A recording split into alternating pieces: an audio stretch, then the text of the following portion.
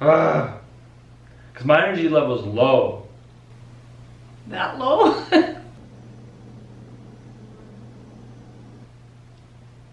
What do you do? What do you do when you're down in the dumps? Pick myself up. A one, a two, a 1, 2, 3. Penny has her own comMOM factors, and soon there'll be laughters, and all the days after you'll go tell your friends. Because we teach lessons, tell stories in all of their glory. And we don't have the full theme song yet, but write it in the comments below. After we say, what do we Glory. just... Yeah. You finish it. What do we have for him? What do we have for him today? Empathy. We'll do opening monologue. We'll do calling. We'll call our viewers. We'll call one lucky viewer. One lucky viewer will get a call from Kevin and Penny. Who's it gonna be? We'll break down empathy one heartbeat at a time. We got 2 heartbeats here. You might have to carry this episode. How heavy is it going to be? You want to throw to the opening monologue? Sure. How will you throw to that? Ripped from the headlines. Here's the opening monologue. You've seen David Letterman. What are the other talk shows? Johnny Carson. You've seen Johnny Carson. Conan O'Brien. You've seen Conan O'Brien. And what do they have in common? They all do an opening monologue. Here's that. Coming at you. What's the difference between apathy and empathy? Don't know, don't care. My mom says, what is it? I'm starting to lack empathy. My mom says I'm starting to lack empathy. But I don't understand how she could feel that way. We're gonna go through a roller coaster, the full gamut of the human emotional experience today on comMOM. All good shows take their inspiration from somewhere, and this good show takes its inspiration from counseling's common factors. There's lots of different styles of counseling. Do you know this? They all have acronyms. You know? It's like CBT, DBT, ADP. Sounds like radio stations or TV stations. It sounds like a bunch of baloney. If you're going on the computer and you're trying to find a counselor, you know, can you imagine this? It's difficult. It's very difficult. Yeah. Have you ever gone on the computer and tried to find a counselor? I have, and they have all different terms besides their terminology beside their names, which I don't understand, that they specialize in. Which one do I pick? Exactly. It's a bunch of baloney. Yeah. High kick. I'm glad you could have empathy for the experience of finding a counselor, but I'm sorry that was your experience, because listen, I'm on the other side of the fence, and I have a bunch of those baloney acronyms sometimes after my name. But what we're trying to do on this program is we're trying to what are we trying to do? Make it simpler and more common ways to find a counselor that suits your needs. Exactly, that was perfect. One of the ways we normalize and destigmatize maybe counseling is by doing episodes on this TV program inspired by counseling's common factors. So common factors are things that different types of counseling have in common. So you go to one acronym counselor like CBT, right, and you go to one acronym counselor like EFT. Who even knows what those are? Not but me. Even though they're different styles of counseling, they should have certain things in common. The same way that if you went to a different restaurant, like a Japanese restaurant or a Polish restaurant, at both restaurants, everybody should be washing their hands. Right. So no matter if you're going to EFT or CBT, both styles should at least have some basics in common. Right. And on today's episode, we're dealing with the first basic. Empathy. We'll do freestyle definitions of empathy in 30 seconds or less. Do you want to do that? Common factors, empathy, here, on TV, in 10 seconds or less. So you tell me when to start, and I'll start describing empathy based on what they say empathy should be, based on the ingredients in empathy as per the research on empathy. Tell me when to go. Go, describe empathy. It should describe what the other person is like putting yourself in the other person's shoes. Also, it should have no silver lining, like Brene Brown talks about that. Fuck! Describing empathy in 20 seconds or less. Okay, tell me when to go. Go. You should describe what it's like to put yourself in the shoes of another. No silver lining. Should address the affect with an A of what the person is saying. And also non-judgmental. Done. Woo! And here we have comMOM factors. Empathy in 10 seconds or less. Go!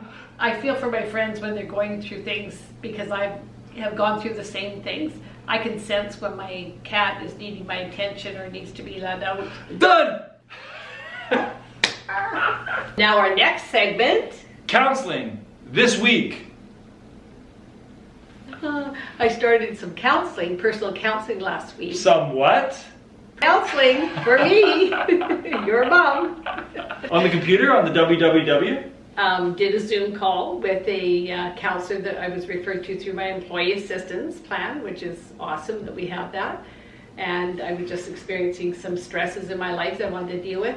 And I made one really big realization, which was you'll find very interesting. I used to tell you when you were growing up that you can have your say, but you won't always get your way. Yeah. And I realized in this counseling session with this lovely counselor that I was stuck on having my say, but I was still wanting to have my way. I wasn't letting go. It was interesting because I thought, yo, I'm telling my son this advice and I'm not taking this advice myself.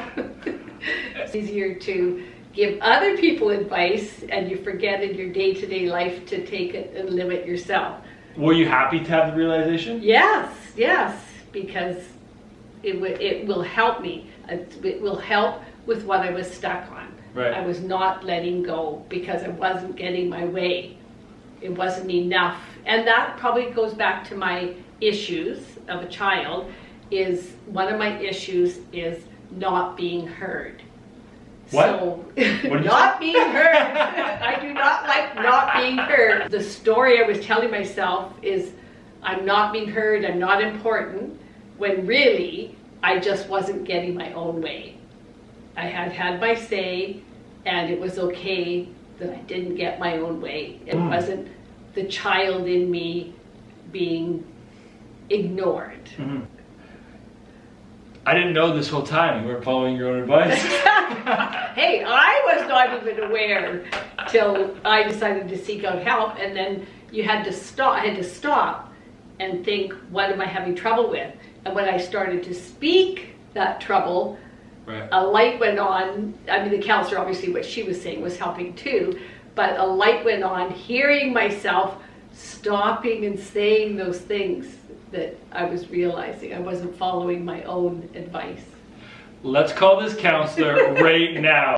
Where I first remember learning that comMOM factor was I'd say early elementary.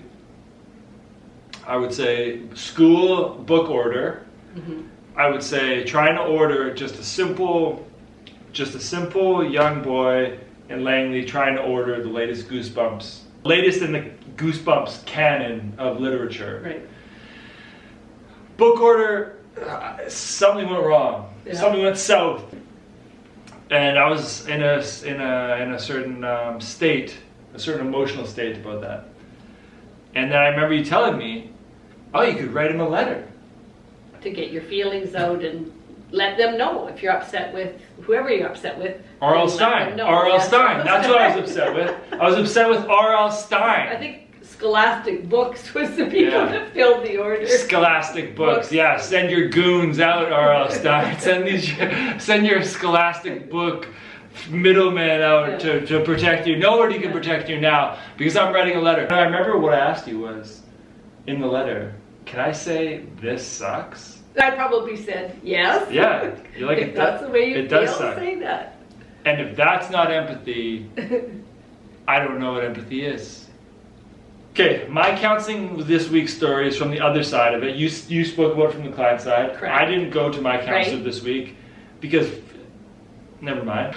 But I did be a counselor this week. There's a theme developing, which is some clients will go to their parked cars. They'll be sitting inside their parked cars. Yeah. And it's kind of nice. It's contained. Private. Private. It's not ideal, but what is ideal anymore? The word's meaningless. Sometimes in counseling I feel like I'm leading, and then sometimes I feel like I'm following. Right. And then it's kind of shifting back and forth.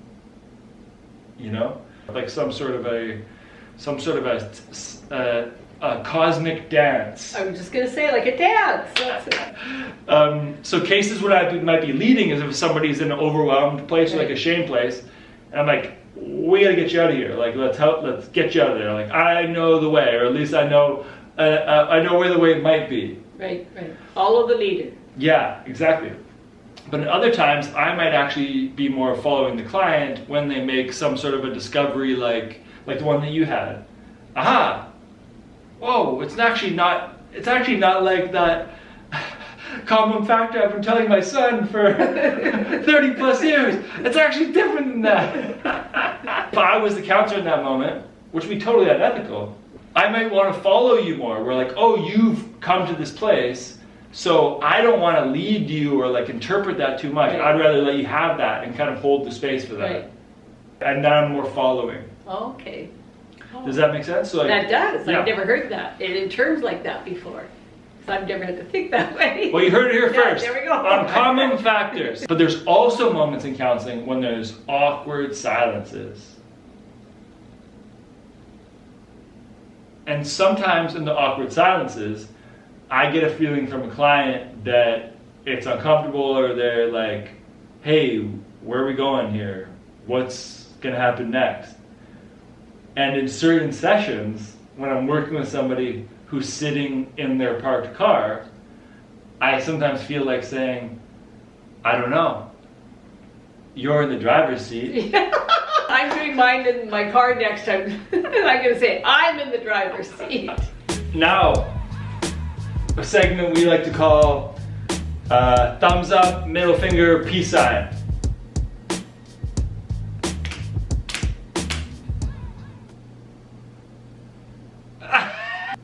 Now our next segment.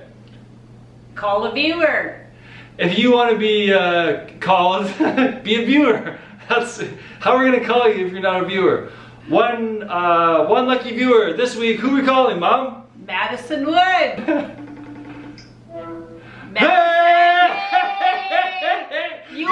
You're being recorded. You're on for TV. The Kevin You're on and TV. Ken show. Don't go out of the screen. Yeah, stay on the screen. This is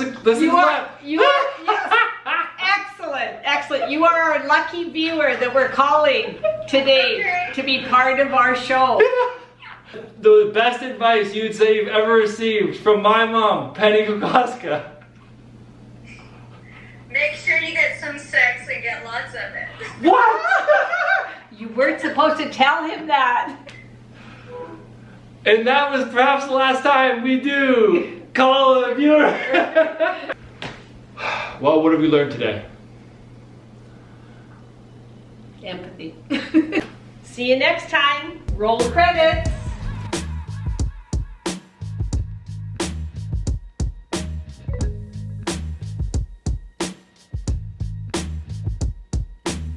Wow, that was great. Done.